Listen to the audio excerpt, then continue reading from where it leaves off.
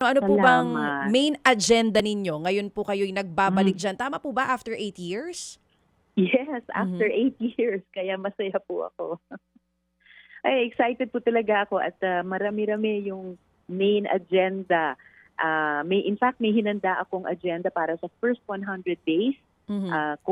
DJ Chacha muli na bilang chair, na yung layon niyan ay bigyan pa rin ng healthy buhay ang ating mga kababayan. Top of the list, marami kasi akong natanggap na reklamo, 'no, yung opisina ko, tungkol sa kalidad ng serbisyo na natatanggap sa ilang public hospitals at aaksyonan ko po yan kaagad.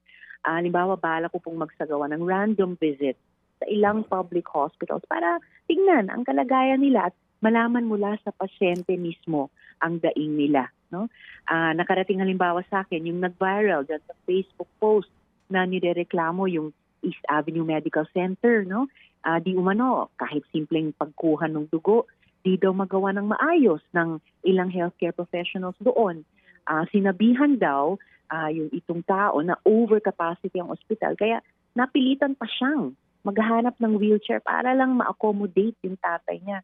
Sa kasamaang pala, DJ Chacha, pumanaw ang tatay niya na kanya namang sinisisi sa di umano'y kapabayaan ng East Ave Med Center.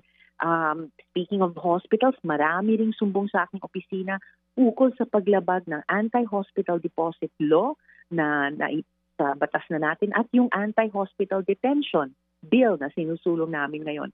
Hanggang ngayon, meron pa rin nagrereklamo na hindi pinapalabas ng mga ospital ang pasyente, ang kanilang bantay, o hindi nire-release ang labi ng pasyente kapag di makabayad. Tututukan ko po yan. Mm. Moving forward, bala ko rin simulan ang pagdinig ko sa mga barangay health centers para masigurado tunay na abot kamay ng lahat ang pagpapagamot.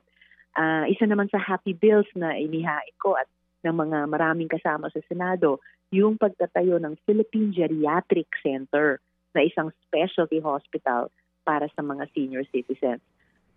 Sisiguraduhin ko rin na protektado ang mga karapatan ng mga healthcare workers natin sa lahat ng public at lahat ng private hospitals. Patuloy ang pag-aaral ng aking opisina kung paano mas mapapabuti ang kanilang kalagayan. At tututukan din natin ang iba pang panukala patungkol sa pagtatayo ng ospital para sa mga OFWs, para sa tuberculosis, para sa autism, at para sa mental health. At lahat ng ito, DJ Chacha, ay tungo sa pagtupad ng pangarap natin na magkaroon talaga ng universal healthcare.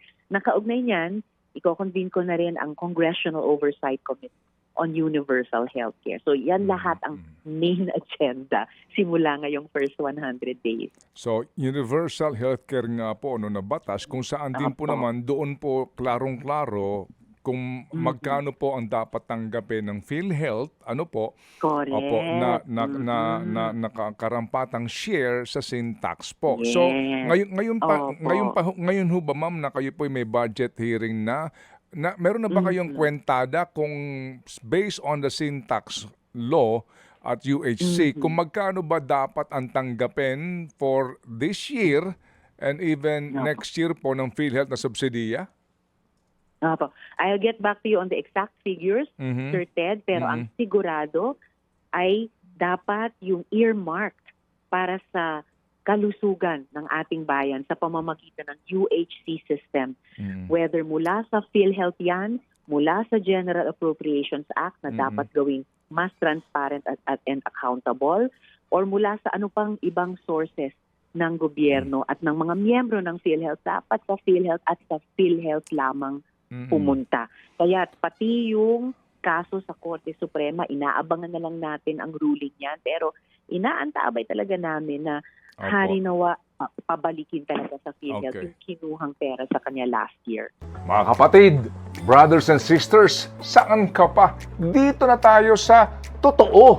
Dito na tayo sa True FM. Mga kapatid, mag-subscribe and follow po kayo sa social media accounts ng True Network PH. Yan po kami, hanapin nyo lang True Network PH, Facebook, Instagram, YouTube, TikTok, and podcast. mapa Apple or Spotify man yan, mahahanap nyo kami. Lahat ng mga napapanood at napapakinggan nyo po sa programa, nasa social media accounts namin yan. So, paano mga kapatid? See you sa social media!